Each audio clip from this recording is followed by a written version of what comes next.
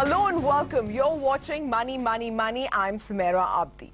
Now, India has a long tradition of philanthropic giving, with all religions promoting the concept of charity. However, several studies suggest that charitable donation levels in India fall below the global average. In fact, a recent study by McKinsey found that Indian donors provide disproportionate funding to only a limited number of very popular causes, while many other critical needs attract limited support. Indian donors also tend to prefer direct interventions designed to help beneficiaries immediately, as opposed to more indirect interventions that seek to build organizational capacity at scale. So while on a national level it might appear to still be a speck in the ocean, but it now appears that the tide is turning. In fact, with me in the studio this week are a couple who personify this very spirit. Indu and Jyoti Kumar Maheshwari join in, and also joining in this week, one of our favorite guests, Feroze Azeez of Anand Rathi Private Wealth Management, is helping us understand not just the concept of philanthropy, but also the best practices. Thanks to all of you for being a part of this show. This is a topic that's very, very close, not just to my heart, but I know to the hearts of all of you here today. So let me start with both of you, Mr. and Mrs. Maheshwari. What was it that actually inspired you? I understand you've been doing philanthropic work for a while now. So what was it that got you started, and what are you looking to do now? I'm working in area of skill development for past 10 years. And I was basically inspired by good deeds of my ancestors who have been doing philanthropical activities for past 100 years. So that was in my genes. So when did you start? I started somewhere about 94 or 95. Mrs. Maheshwari, is this something that is also very close to your heart? Of course. Without my permission, he can't do anything. What's the difference between philanthropy, charity, donation? Yes, philanthropy, charity and donation, they actually seem like similar names and synonyms, but there's a huge difference.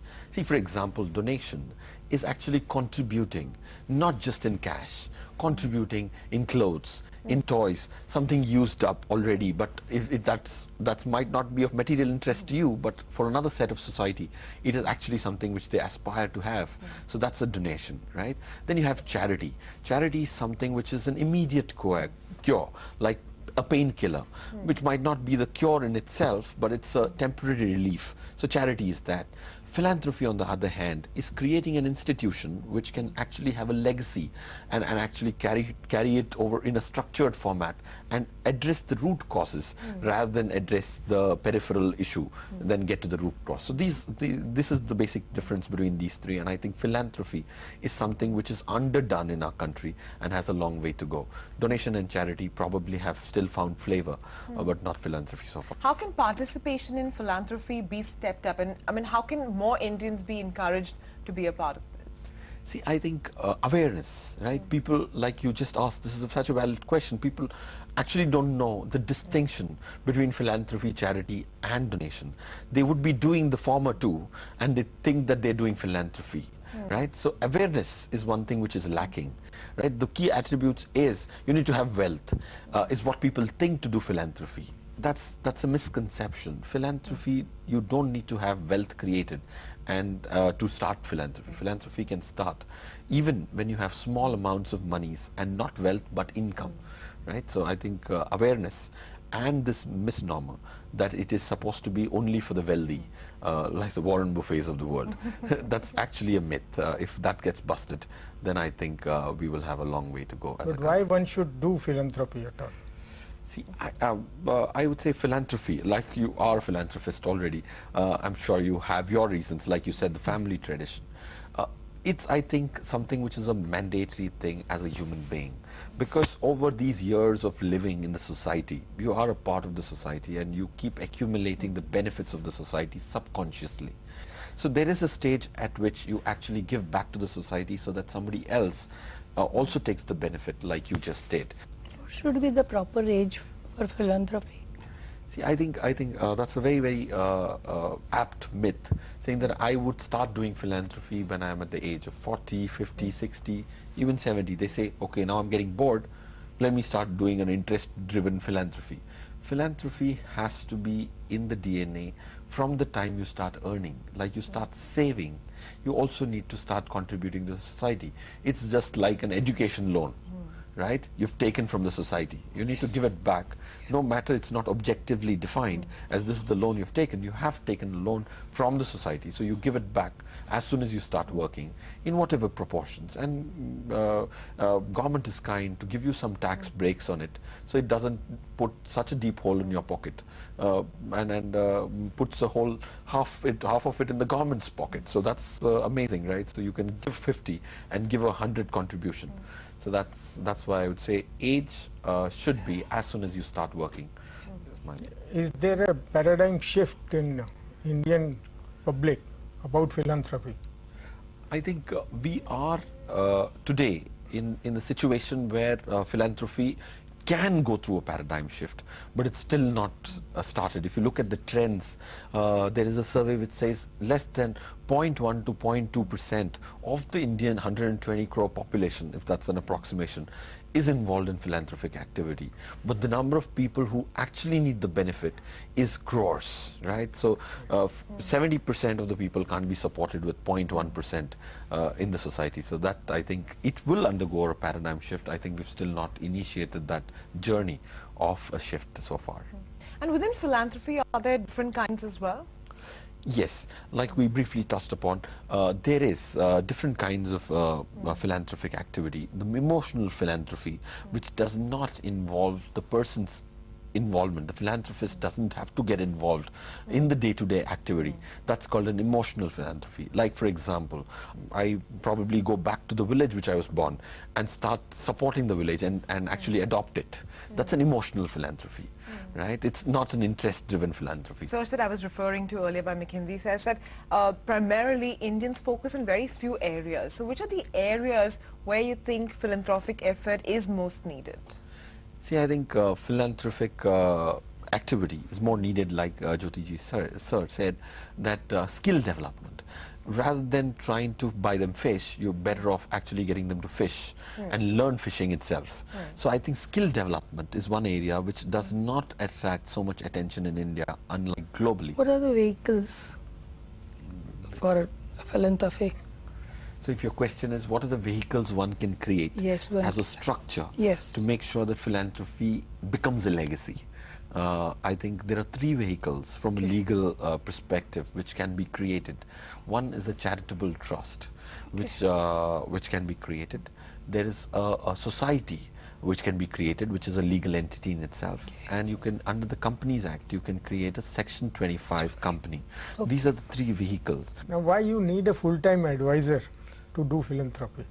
I mean, it is in your nature. Then what is the need of that? See, for something to be scalable, you need to have professional managers. Okay, so if somebody is doing a good cause of doing philanthropy, if that can become a sustainable vehicle, sustainable activity, that's why an advisor can come. For example, the time consumed in doing research of what will you get as value for every rupee spent, the research activity an individual might not be able to engage himself in, right? There is going to be a lot of legal requirement which will have paperwork, which will have running around, making sure that there is tax breaks rightly taken, filing of taxes which is rightly done, okay, making sure that there is a timely review of the donations which you're doing.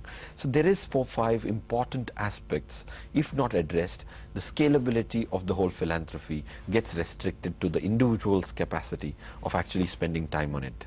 Yeah, fair enough, actually. Let's take a break on that note. We'll come back in a bit, and on the other side, we'll actually tell you how you can translate all of this theory into practice. Stay tuned, we'll be back in a bit.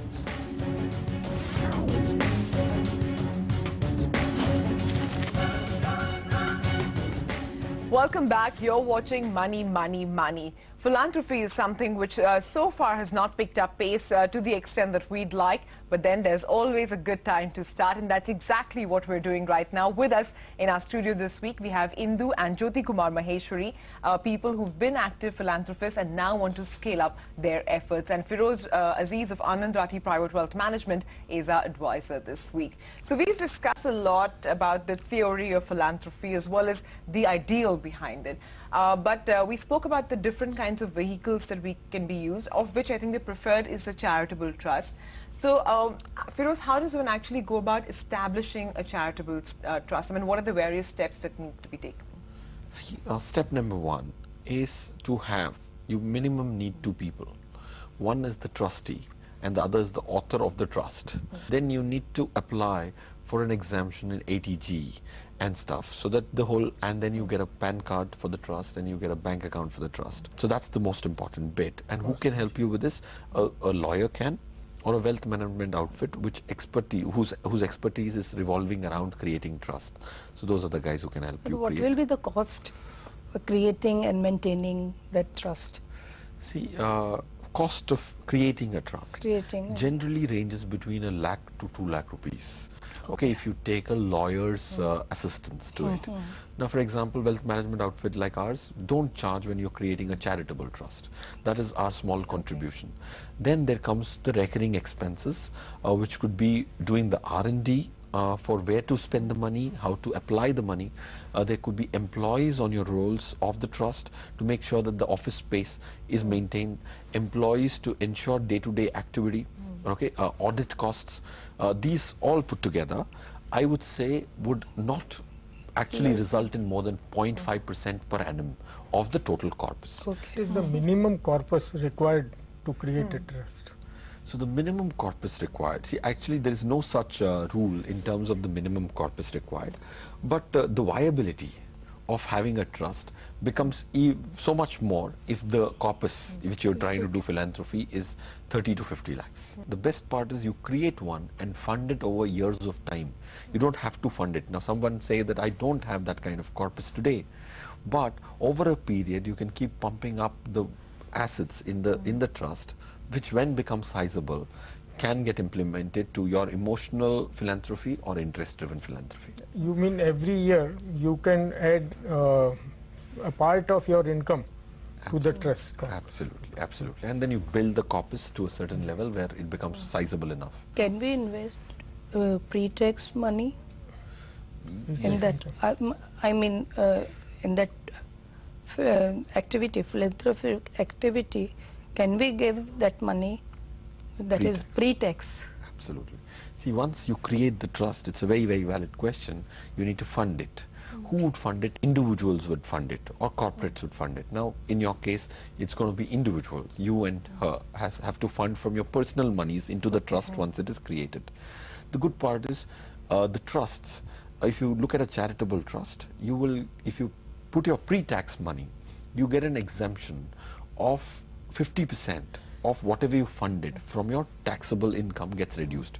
For example, if you have a 1 crore income for a year, okay, just magnifying the example to make my point, you can donate up to maximum 10 lakh rupees to get the tax benefit. Okay. And it will be 50% of this, so 5 lakh rupees. So you will get a tax exemption on 5 lakh rupees from your income.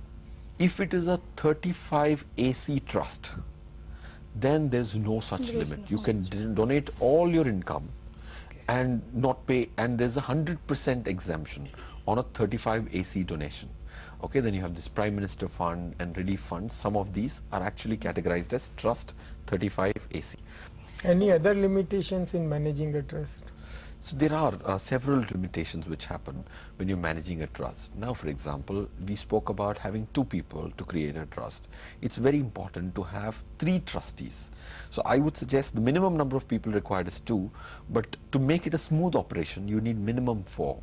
Why? Because you need 3 trustees. If 2 people differ, if there are 2 trustees, then you will never be able to get a majority vote from your trustees. So you need 3 trustees to get sure that you have 2 of them creating a majority, and it does not go into a stalemate and the activity can progress. So that's one for a... And where you can invest the trust corpus money? See, the unfortunate part is this, that in Maharashtra, for example, if the trust is registered here, there is a limitation that there are some instruments which you can't invest your surplus funds.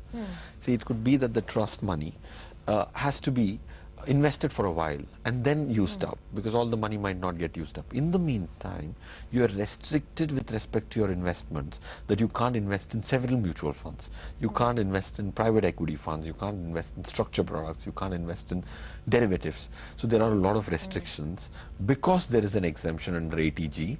How do you avoid, the excess funds, or say even the entire corpus itself, the large donations that come in, from being misused? See, misusage of funds, trust funds after donation, is going to be completely dependent on how hands-off or hands-on are you. See, if there is a professional who's managing it and who has his credibility of being not shortchanging anybody is there, then you have somebody reviewing it on a very, very frequent basis. I think reviews is the only mechanism to avoid misuse. Right, and the review is possible only if you have a strong, on-the-ground advisor. How you inspire others for doing philanthropic activities? See, what happens is, I think inspiring has to be by leading by example, is the only way somebody gets inspired. You actually make somebody feel that touching people's life is some degree of huge non-tangible pleasure. So inspiration by storytelling of real events which have actually moved people and their lives. I think that's one big method. That's a lovely note to actually end this show on as well. Mr. and Mrs. Maheshwari, thank you so much for dropping by. It was an absolute pleasure speaking with you, and I can really hope that the people who've listened to you and to your story as well as your experience, I hope they get inspired in some small fashion. Thanks very much for being a part of this. Feroze, thanks also for joining in to advise our viewers yet again. And viewers, I just hope that you take the message from this and go on to your philanthropic road as well. Thanks very much for watching. We need to take a very quick break. We'll come back in a bit. Still ahead is our tip of the week.